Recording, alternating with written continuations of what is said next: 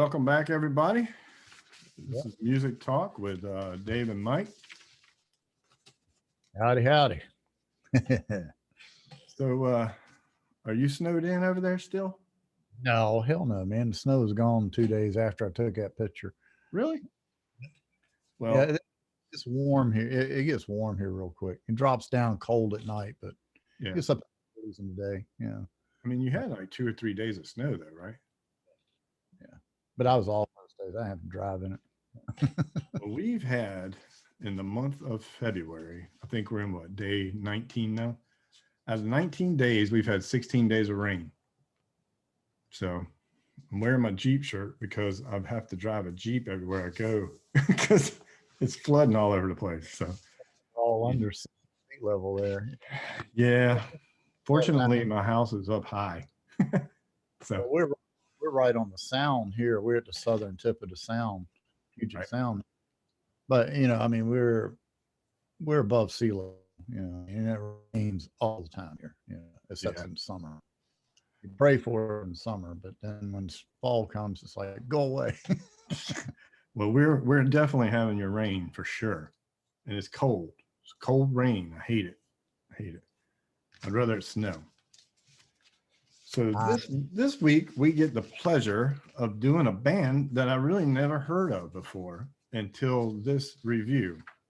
And this is what the album cover looks like. I'm not going to tell you the name of it because this is one of my critiques about this band. And the reason why, I gave you a couple reasons why I've never heard of them. But one is this is the actual CD cover. And if you look at it, they don't even have their name on it. There's no name on the CD, right? But on the inside, if you look on the inside, there's like all these little concert pictures and all that. You can see a concert picture of the drummer and their names behind the drummer in the concert. That's the only place on here that I see their name. So I don't know why they're not marketing this band any better. And also a reason why I probably never heard of them is because the radio stations out here suck. So, I mean, well, that's pretty much everywhere. Everybody's on that Arbitron system or whatever. That yeah. they're Well, all on the same cycles. Everybody's buying the same top 100, and that's what you hear. Yeah, I know. It's crazy. So the band's called Rival Sons, and the album is called Feral Roots, which is, if you look at the album cover, it's pretty cool. The art's a painting by a guy named Martin Whitfuth. It's called Wild Mother. So it's a pretty interesting painting. You can go online and check it out. It actually has some moving parts when you go look at the GIF or whatever that you want to call it. And it comes actually, I looked around, I couldn't find anything. And then in the other, there's two inner sleeves. You got the album that slides in one side, which is here. And then the other one, I was like, man, there's got to be something more to it. So then I found the lyric sheet, which is just plain black and white. But it's all in a line, unlike Deep Purple's, where I can actually read this one, even though it's super duper small. So you may have to get magnifying glass. And then, of course, you got the CD that looks like the center of a record, which another odd thing is side A, B, and C. I'm not really sure what that means, but I guess it's a three-dimensional CD. I'm not sure. Maybe there's a DVD on there too that I haven't realized yet, but I doubt it. But anyway, yeah. So who's the producer on? Who's the producer? This producer was Dave Cobb, believe it or not, and you may not have ever heard of him, but he's becoming a little more popular. When they started out, they were on a record label called Earache. And the first album, they actually produced the first album by themselves. And then Dave Cobb came along on the second one, and that was in 2011. But now they're on Low Country Sound, which is an offshoot of Atlantic Records. And Dave Cobb actually has been working with other artists. Like I know he did the latest Chris Stapleton CD too. So, which I think we'll probably get into that down the road a ways. But I like this guy, man. He's a great producer. The band is Jay Buchanan on vocals, Scott Holiday on guitar, guy named Mike Miley on drums, Dave Bestie on bass, and a guy named Todd Todd Ogren. Ogren. Ogren. Yeah, something. He's got Ogren. that double dot, so it's got, you know. Now they had Swedish. another bass player the first 3 albums. His name was Robin Everhart, which in all actuality, I think I kind of liked his bass playing a little better than the guy they have now. Not saying that the guy's bad. It's just that I kind of dug the other guy a little more because I went back and listened to some of their other albums. But if you've never heard this band before, buy this album. I mean, I've heard all their albums, and they're all kind of they all get better in time. And they're all really good albums. But this album, man, I gotta tell you, I love this thing. I couldn't take it out of the CD player. Yeah, I really liked it too. I heard so many different influences in their stuff, you know. I was I was floored. And again, I'm thankful the drummer's not doing blast beats on the bass drum. You know, he's actually playing the kit. That is true. And it sounds like a drum kit. Right. You know, I mean, the snare, there's a few different changes in the snare sound, but every time it sounded like he was playing in the room I'm sitting in. Yep. You know, I really like the drum sound. I do have a couple criticisms about that, though. I think at a couple times the drums were too loud. There was a couple times in a couple songs where it seemed like they were a little bit too loud, and they were pushing the singing to the back a little. But it's not that much of a criticizing. I mean, it's not. I'm not going to kill him for that. I mean, I didn't notice that much on my end. Yeah, I think it was the first song. You can hear it a little bit in it,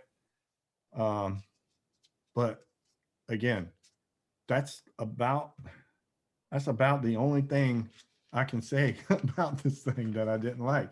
Is a couple spots where it seemed like they brought the drums up in the mix a little too much, and the fact that they didn't have their name on the cover is another thing. Other than that, I mean,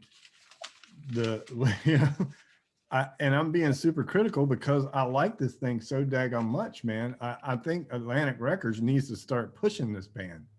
This band should be heard of all over the place. Yeah, well, I think in general, a lot of music needs to be pushed a lot better. And I don't know what it is. I don't know. Record companies just aren't putting effort out there anymore for some reason, you know. Well, they're leaving me, Mike. Stuff, you know. It floors me, man. Because I mean, I got to listen to WAP. Yeah. But you know, I don't get to hear these songs. You know, like WAP, I guess is Cardi B or somebody. I don't know, whoever it is. Got to hear The Weeknd. Yeah. Yeah.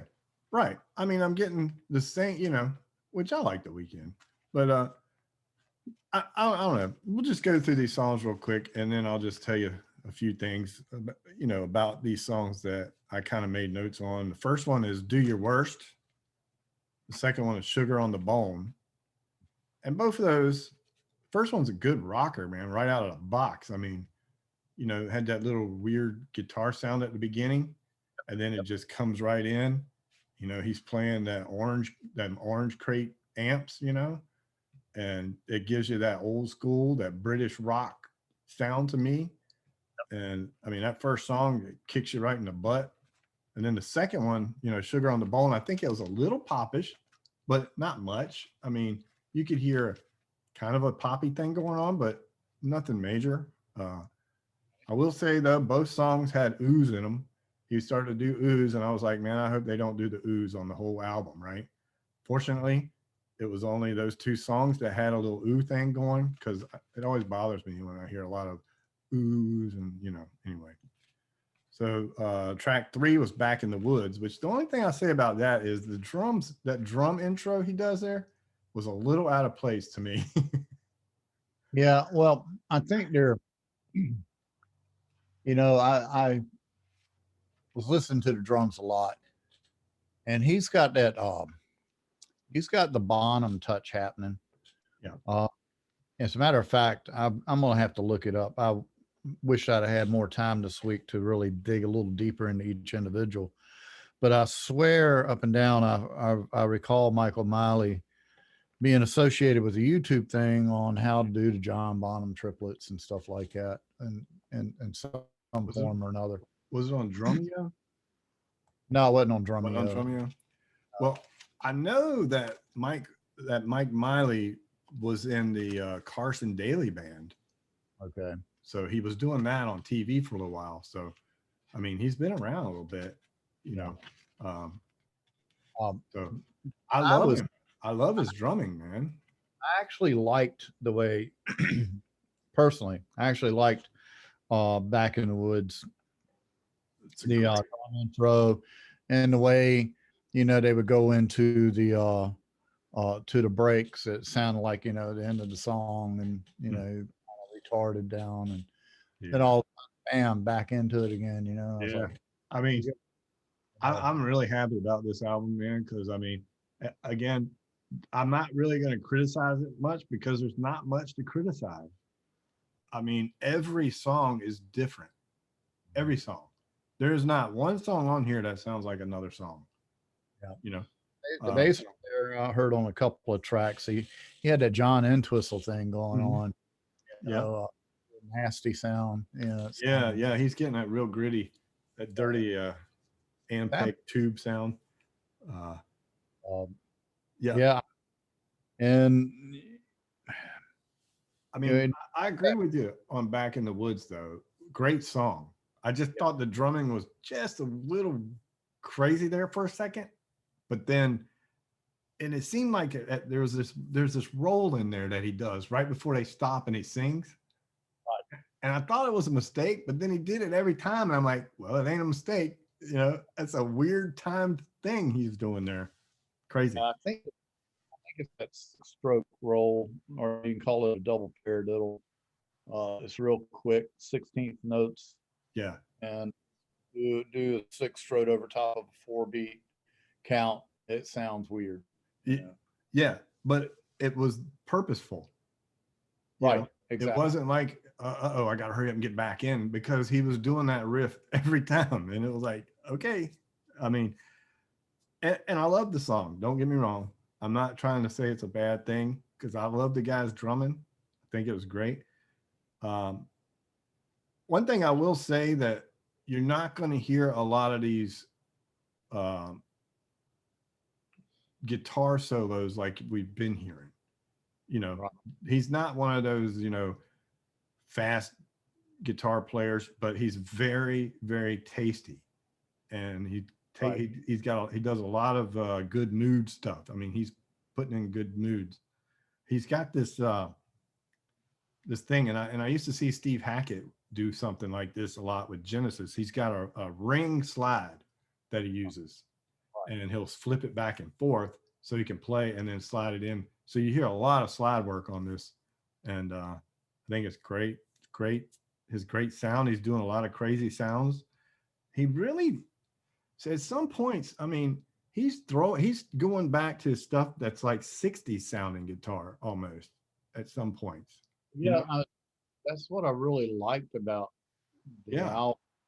I mean, and so far, all the albums that we've talked about, this one thing that has really appealed to me, and I mean, I know I've mentioned it before, you're hearing the real deal.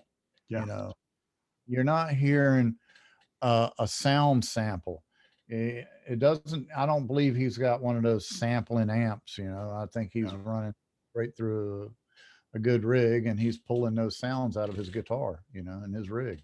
And I love that. I love, I just love the fact that people can take just a basic rig and just turn it around, man.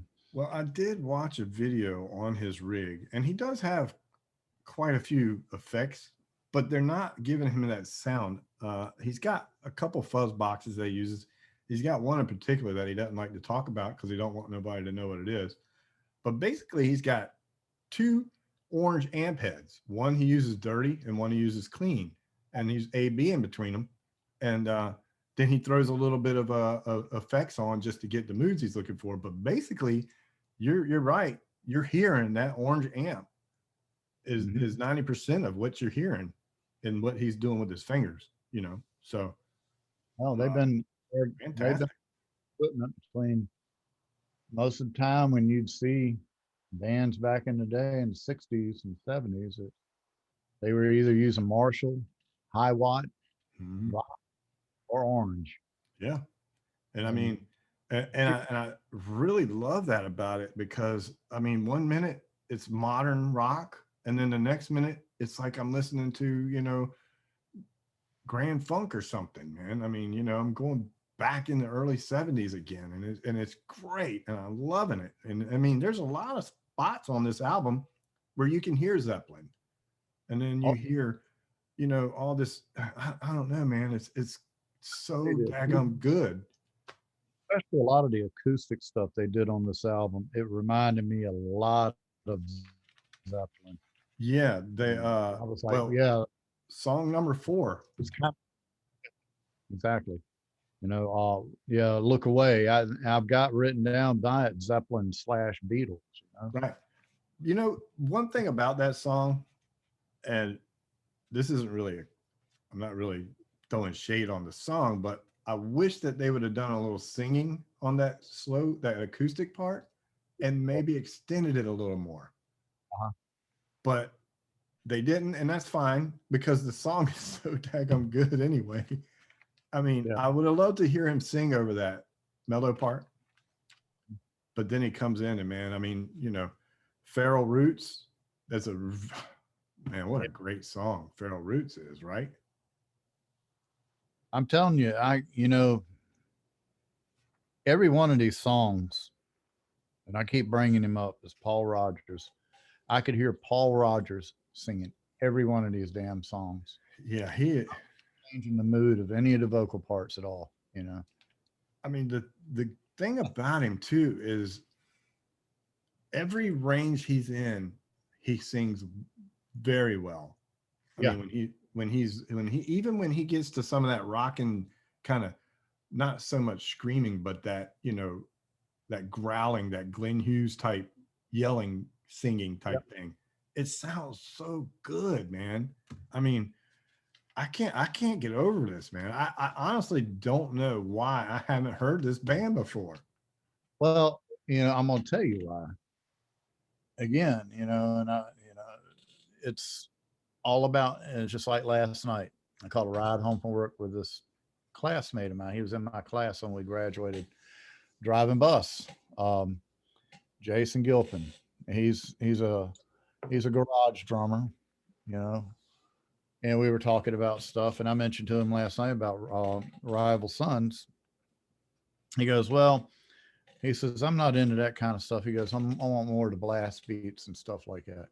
And that's why you haven't been hearing this music, Right. because it is predominantly, if you pick up a rock station, that's what you're hearing. Yeah. Unfortunately. I can't understand. I don't know.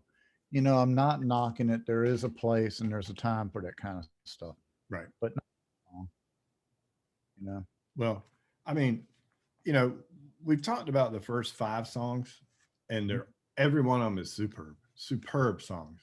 But then you get to number 6, Too Bad, and that song should be a hit, man. yeah, There's no reason why that song did not make number 1 on the charts.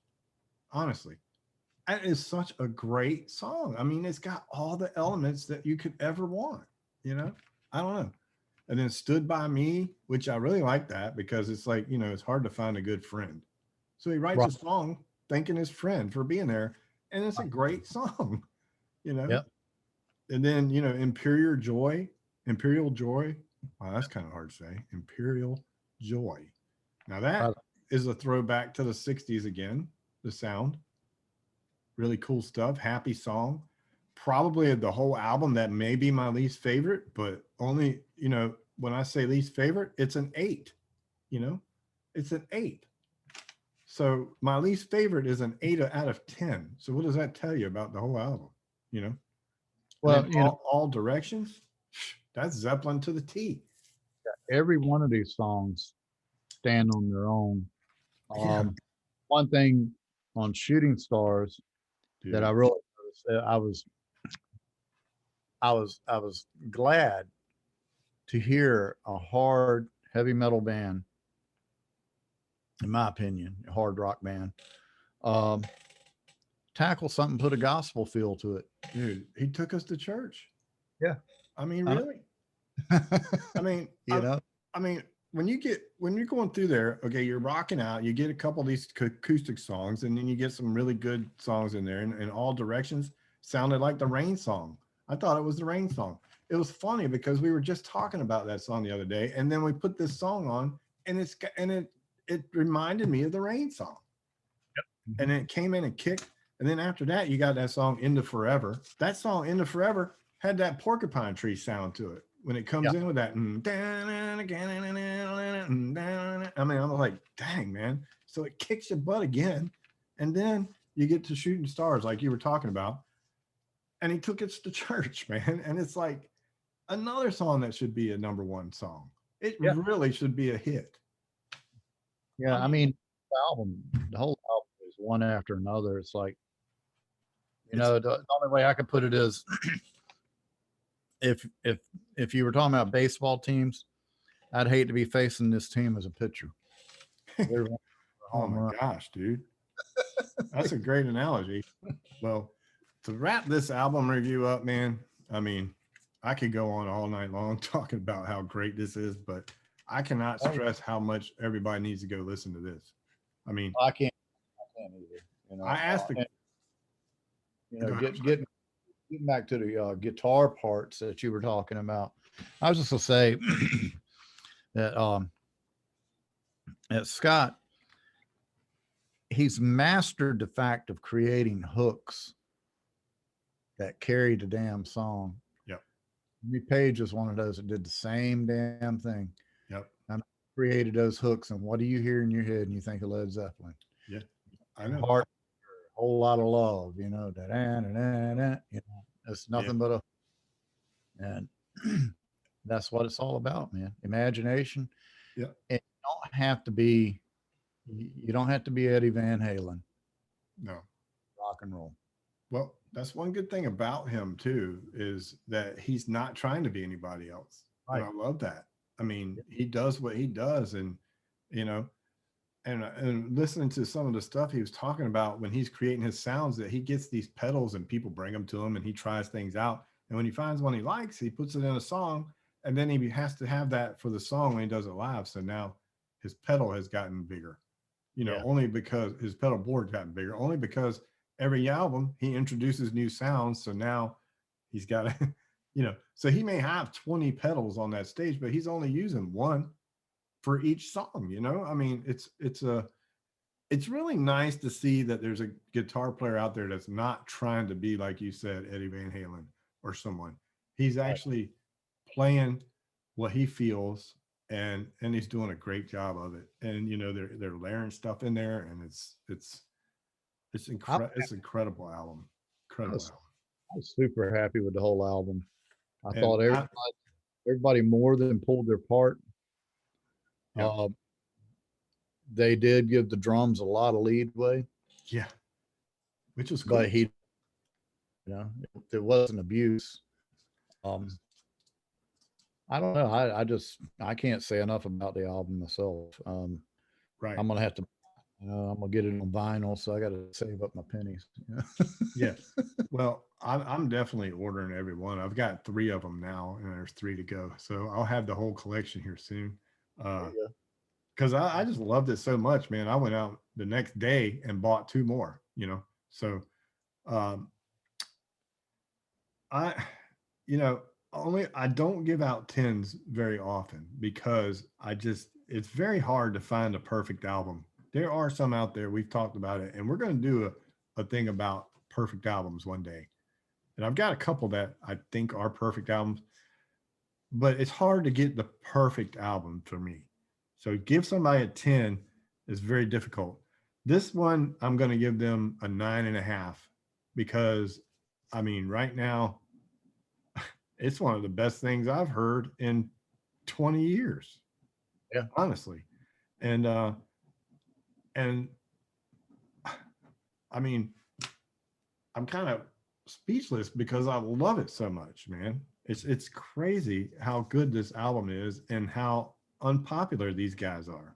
I don't Yeah. understand it. Um, like I said, I've seen a lot of stuff. I've been researching a lot of stuff on them since we started this review on them last week, and I mean, whew, I mean, these guys have blown me away, man.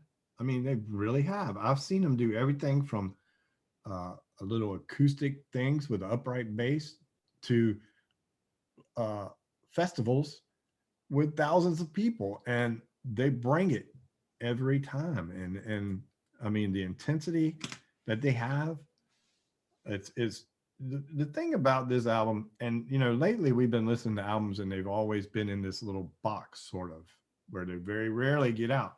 This one ain't no box. There's no box here. These guys are doing anything they want to do, and they're doing it well. And it's I'm gonna leave it at that. I'll let you say what you want to say about it, because I can, like I said, I can go on for an hour talking about how much I love this freaking album. Well, I love the whole album too. I've listened to it probably a half dozen times past week, and I'm not tired of it yet. And like I say, every one of these people on this album did more than pull their weight. And even the keyboard player Todd, even though he is not a dominant part in there, he's in there. Yep. If he wasn't there, you'd miss him. Yep. And Exactly. that's the Yep. beauty of the whole thing. And you know, You know, it's one of those things where they could have just slid by and just listed all of them other than the keyboard player, Mhm. and nobody would probably ask questions. right? But no, I mean, Have you seen the keyboard player? I He's got can't tell which one he is. I've seen the pictures. he's got a beard like down to here. So Uh, you're gonna have to get your beard down to there like that, because he's long. it's like a huge beard, man. Uh, really cool cat though. I mean, they're all cool cats. The whole band's cool. I've seen interviews with them, and they're very humble. You know, they're not arrogant like they could be. You know, Los Angeles.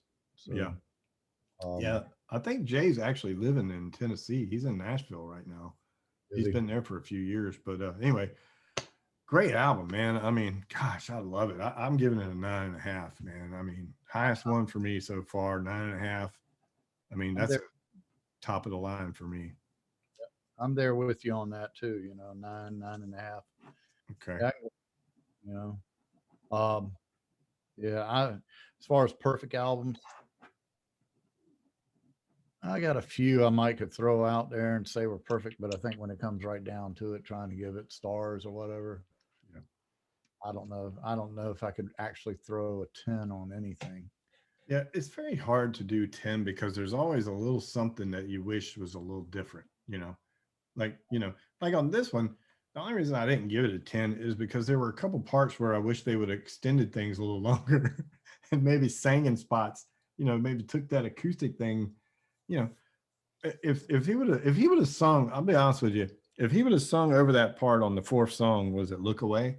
If he'd have sung over that part at the beginning of that, because it's like 2 minutes of that acoustic intro, if he'd have put some kind of vocal on there, it would have pushed it to a 10. It would have been a 10, man.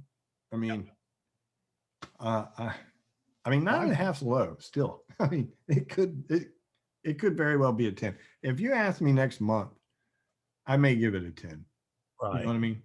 And like you said, I know you said you listened to it like a half a dozen times. I have listened to this album constantly for 7 straight days, man. I mean, I really have. I have a hard time not listening to it because I can't wait to get back and hear it again. It's crazy, crazy. So we'll both go 9.5 on that. I mean, that's top notch, man. I mean, Oh, kind yeah. of reminds me a lot of that out the band that you told me about, which I didn't even know their name, was that Cry of Love band. That Brothers album. That was a great album, man. You know, It's like, good God. It's like, It's well, where did they been hiding? But that's my whole thing is like, everybody went for the blast beat bands and they forgot about the real music. Mhm. I had heard a couple songs off of that though, so I had been aware of the band. I just didn't know their name, Yeah. you know. And it's another one that the record companies didn't push, you know. Right. Right. It's Yeah. weird, man. It's very weird how that works. So anyway, Yeah. y'all need to go check this band out. I mean, I don't care which album you buy them all. I'm buying them all. But this one, I mean, you look at the cover, you think it's some kind of death metal band or something, but it's not. I mean, when I saw the cover, I was like, I don't know what we're getting into here. No name on it. Weird. I mean, it's an interesting picture. I'm a dog. And I asked a couple people, I'm like, look at this cover and tell me what you expect. And, most everybody said, that's probably a death metal band from Hawaii or something, because it's got all those pretty flowers with this mean dog, that's kind of, feeding the world or whatever it's doing. I mean, whatever. Crazy, crazy album cover. But don't pass it by because of the album cover, because I mean, I like the album cover, but you're not it's weird. It kind of almost looks like it would be like an Alice in Chains or something, or I don't know. Unbelievable, man. Blew me away. I couldn't believe it. I remember the first couple songs I heard, and I was telling you, man, I was like, dude, these guys are just incredible. So, I mean, wow.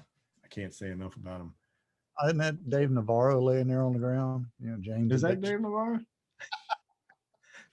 Maybe. You never know with him, man. He's got enough tattoos. He might look like that.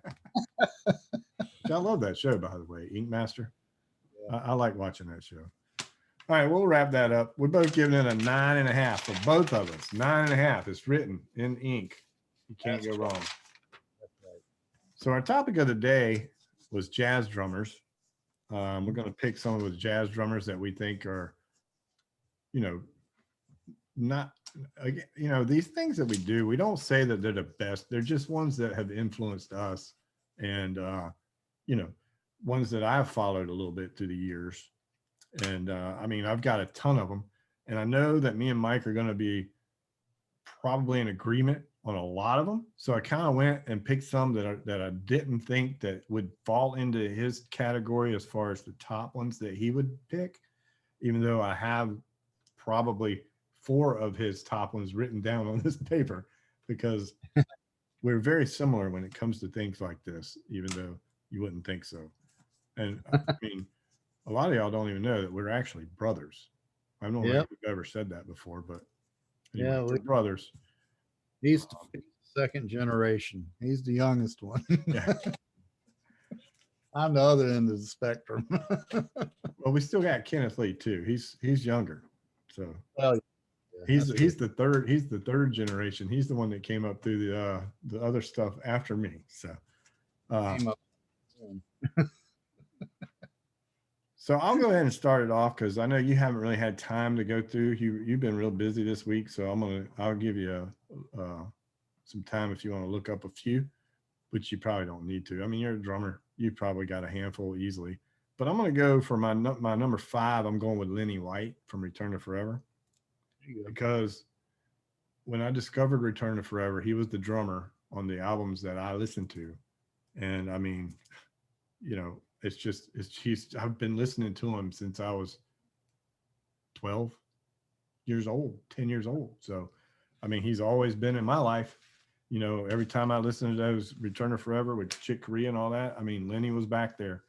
And that's who I'm going to go with on number 5, just because, he's been with me for most of my life. So that's mine. I've got a hard time putting numbers on it. Yeah. Because it's such a span of different eras of jazz. Yeah. I mean, you can go back and get into Lionel Hampton, which, I mean, he was known for his mallet work, vibes and stuff, but he was also a hell of a drummer. Mm-hmm. Then you go to Louis Bellson, he was the king of double bass drum. Who was that? Louis Bellson. Bellson. Louis Yeah. I mean, he was the one that that really put the double bass drum out in everybody's face. Uh, I mean, oh man, you can go on and on and on. But one little side note with Louis Belson is um, he and uh, Sarah Vaughan were married way back in the day. They're an interracial couple, and I can't even imagine the battles that they had to go through Yeah.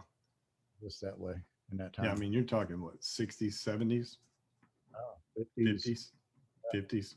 Yeah. Crazy. Well, my next one may throw you for a little loop because, again, I said I'm going to go on a little bit obscure because I didn't want to double up on some of the stuff that I think you'll probably pick. So I'm probably pronouncing his name wrong, but I'm going with Billy Cobham or Cobham, Cobham. Play with, and I'm going to mess this name up for sure. The Mahavishnu Orchestra, right? And then he had his own band. And we used to do a song by them called Stratus. That was one of the songs we used to open up with. So Billy Cobham, man, or Coben, however you say it, he had some awesome grooves, man. I mean, I love his grooves. And with the Mahavishnu whatever orchestra, I mean, if it wasn't for them, you wouldn't have people like Yes and Right. the people that followed, So Well, then you can look in the direction of Steve Smith. I mean, my first exposure to him was when he was working with Jean LePonte, and I right. heard an album of him, Jean LePonte, and Stefan Grappelli, and I'm like, who in the hell is a drummer back there? And it was Steve Smith, and it's the first time I'd ever heard anybody really using a china and the effect that he was using. It sounded like he was beating on a garage door when he was hitting the thing. Yeah. Well, One of those old folk. I actually have him. I Mhm. have him written here, but I didn't say it because I knew you would. And he's one of the ones that I knew we would double up on. So Yeah. So I mean, yeah, like Steve Smith. I mean, he jumped in. He became a member of Journey. He was on all of Journey's mega hits, other than off the first album. right. Um, then he left Journey and formed Vital Information, Yep. and that's when I got to see him at Audio Light Musical. Came in and did a clinic, and Yeah. pretty much had his band. He didn't have Mike Stern on guitar, but he had everybody else that was on Vital Information with him. Wow. Wow. You know, Yeah, that was great. That I know that one album we used to play all the time. I remember that back in the gosh, had to be 80s, early 80s.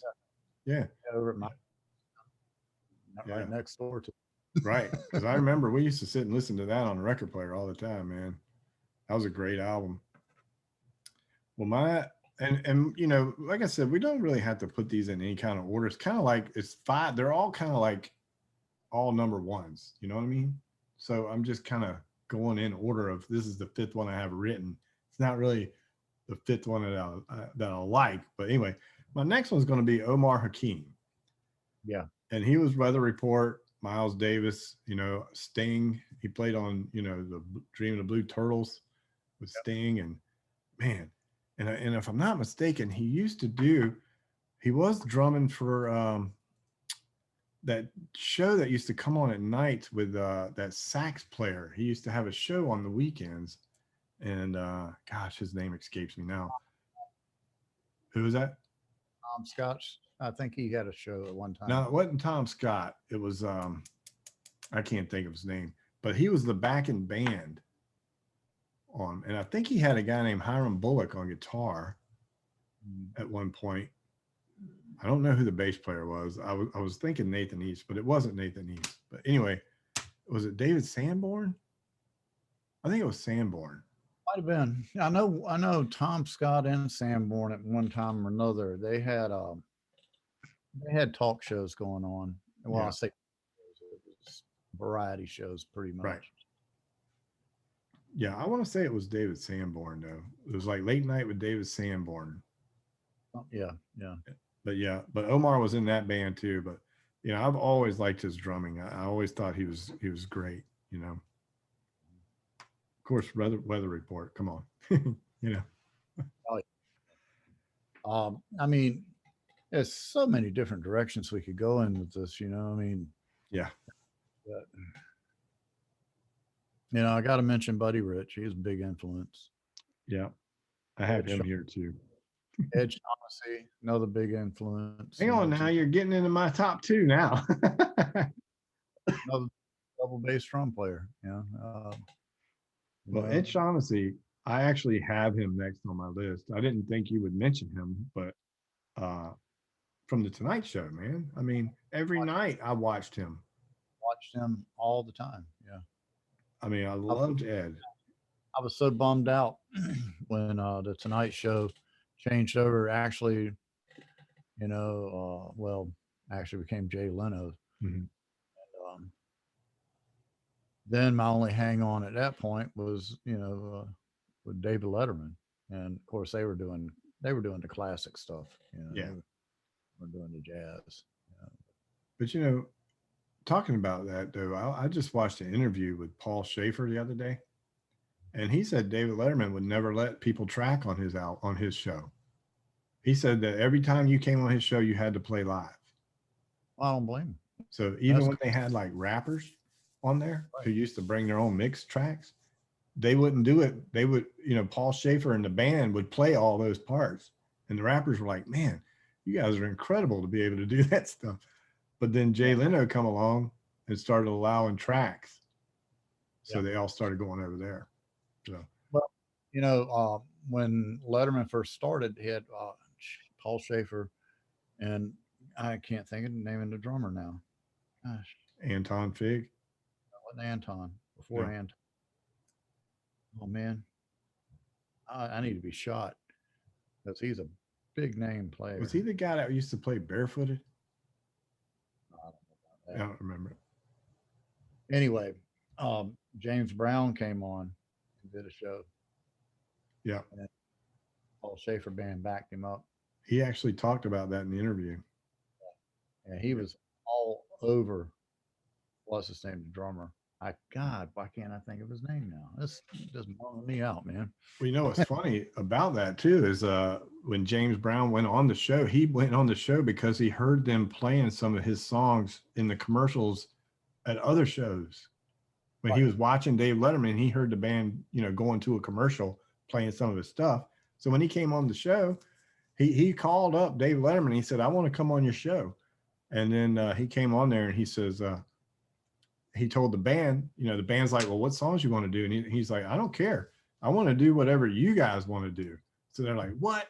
And they're going, Sex Machine and stuff like that. And they're like, yeah, man, let's do it. And it was funny, man. It was really funny listening to Paul talk about that. So they were always, Paul Schaefer is incredible, man. That guy. Oh yeah, he's a Yeah. arranger and director, Yeah. keyboard player too.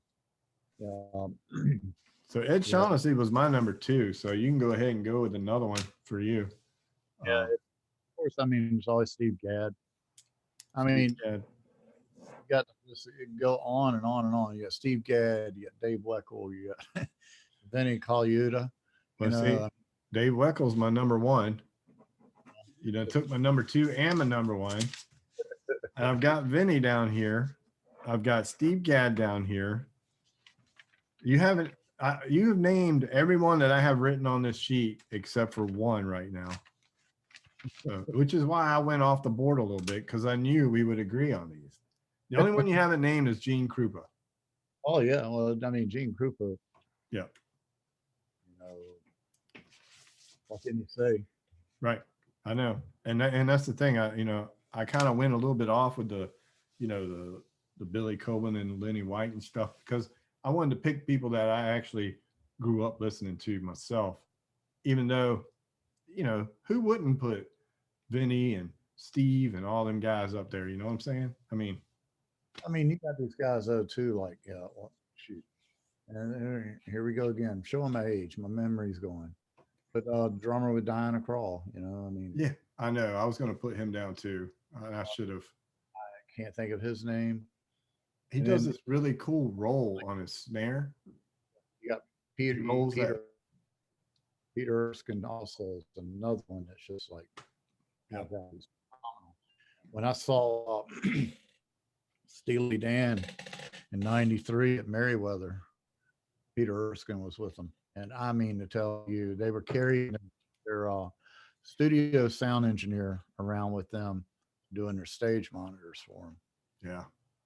That sound out front, it was it was like you were listening to a CD. Yeah. Crazy. So I mean, it was just so letter perfect. And I'll never forget, they were introducing the band, and they get to the horn section, and Donald Fagen's talking about he hated trombones and stuff like that. And they introduced the horn players and turned around, looked at them. They're all standing up there with trombones. They had Trombone, they all have. You got a trombone band tonight. I'm sure he was like, man, why do y'all do this to me? He goes, all right, we're all fired. You're all fired. No, you're not. That's But he funny. had a office with him on sax up there with him. I mean, and Peter Erskine, my God, man, the guy's phenomenal. Yeah. He is. Yeah. And and he doesn't put on any air. He's just real. Every time I've seen him, even on YouTube doing his little home practices and his little clinics and stuff, he's just so humble. Yeah. Wow. Yeah. So And there are so many of them. yeah, There's so many of them out there. playing drums. I mean, yeah, no sweat. Yeah. I mean, you can even go into really, you could even go into like Gavin Harrison and Benny Greb and all them guys. I mean, if you really wanted to throw them in this realm, Yeah. you could, Yeah, Neil Peart did a good show, of playing some jazz. You could tell it wasn't his forte. Right. He held his own. I Yep. mean, Yeah. uh, Yeah. Because I mean, he did get into studying with a drummer, not probably 15 years ago, maybe, where he wanted to reinvent his drumming because he, felt like he needed to do more. So that's when he started really getting into more of the jazz stuff, yeah. and Well, brought that into his show. you get to a point. It's like this. Kind of what happened with me. I mean, when all those years of Boot Hill, I mean, I was slam banging it. It was like, there was no putting mics on me. I mean, I was filling up a 500 seater with sound. I didn't need mics. Yeah. I was buying cymbals every other week and bass drum heads. Yeah. But then you get to a point where you're like, I'm killing myself, and then you learn how to tune the drums. And the thing too is like, with Neil Peart, he was talking about he was learning how to do more before he was hitting the drums than he was when he was hitting the drums. So it was more to your sound that you could do just by getting to that point. You don't have to kill it every time, So But a lot of drummers need to learn that. I got to see Buddy Rich at my old alma mater, old Wow. high school over in Hampton. That was in probably about 2 years before he passed away, actually, something like that. But man, what a show that was! Yeah, I bet. I'd have loved to have seen him play. Yeah, I mean, I've seen him on the Tonight Show and stuff like that a few times, but I've never really seen him play live, of course. But I man, bet he that had would have been something. the fastest hands around. Yeah, and he'd yell at you too if you mess up. I've heard on the bus that somebody recorded him cussing out the horn players. Yeah, he'd kick you off the bandstand, throw something at you. He wanted it perfect, So Yeah, it's yeah. I mean, there's so many different eras of jazz. right, it is, and it was kind of a tough topic. I mean, you could get into looking at the Rippingtons, Spyro Gyra. Fire Gyre, I know. Yellow Yeah. Jacket. I mean, just on and on and on, you know. And you could do Jeff Picaro again, but once again, that's going to be a whole episode. I'm trying to wait to do the whole episode of Jeff Picaro. He's played on everything. So Play on everything and figuring out different ways to do the same old beats. exactly. All right. Well, I guess we'll wrap it up this week. Again, I cannot stress how much I love this record. Rival Sons, Feral Roots. You're missing it. If you don't have it, you're missing it. You got to go hear it. You got to buy it. They're unbelievable. I loved it. We both gave them a 9.5. I mean, what a great record. I can't even describe how much I like it. I'll be putting it on again as soon as we get off here. I gotta say, I enjoy it, and I'm just glad that things are coming back around full circle. I really am. Yeah. Glad to see, you know, the glitter and glitz disappear and get back to the raw stuff again. Yeah. Yeah. I like the musicians. I like hearing the musicians. I don't like hearing computers. It's hard, you know, and I hope it just sticks around. Me too. All right. Well, until next time, y'all stay safe out there and we'll see you. Yep. See you later. Y'all have a good time listening to this album. Yep. Bye.